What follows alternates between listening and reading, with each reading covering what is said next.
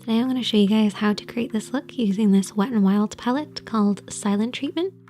I love these palettes because they're so easy to use, they're nice and small, they're really inexpensive. They actually have little descriptions on the shadow to indicate where you should apply them. However, I do think they're a little different, so let me explain. So I'm going to start off with the blending brush, and we are going to take the shade, which is a transition shade. So I often refer to a transition shade as the mid-tone. It's basically creating a transition between your other shadows. That's why I call it a mid-tone, because it's like a middle tone, so it's somewhere in between everything that you're applying. So this is a beautiful sort of mauve-y, almost like a blushy kind of tone. I really like it with this look, and transition shades typically go in the crease area. So the crease area is where the lid creases into the eye shape, but it actually refers to anything above this point, but stopping underneath the brow. And you want it to be nice and soft and blended. That's why you use a blending brush. We're then going to take the shade, which is for the eyelid, and we're going to use a smaller brush. And the reason we're using a smaller one is we want to intensify this. So we're going to apply this all over the lid area. So this is basically going to go from the lash line up towards the transition shade or the mid-tone in the crease.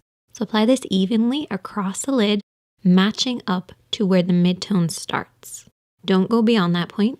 Keep this to the lid, but just get to the very edge where the mid-tone or transition shade starts. You're then going to take what they refer to as the crease shade. Personally, I wouldn't use this in the crease. You could if you wanted to deepen the crease, but I want to use this on the outer edge, and I want to use it as a definer or as my contour. So we're going to apply this on the outer third of the lid, and I'm using a flat brush to give me lots of control. But once I've applied it on the outer third, I then take a soft pencil brush and just soften it out. This is actually the same brush that we use to apply the lid shade.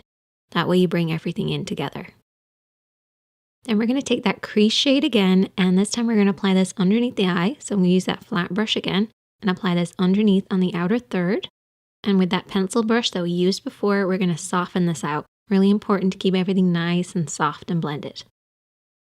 Next, we're taking the brow bone shade, which is the lightest shade, and we're going to apply this with a lip brush or a small detailed brush and apply this underneath the brows. And this will sharpen up the look. The brow bone actually creates a much sharper look because it creates that contrast between what's going on in the crease and the lid. And you can also use this shade on the inner corner, the center of the lid, basically anywhere you want to slightly brighten.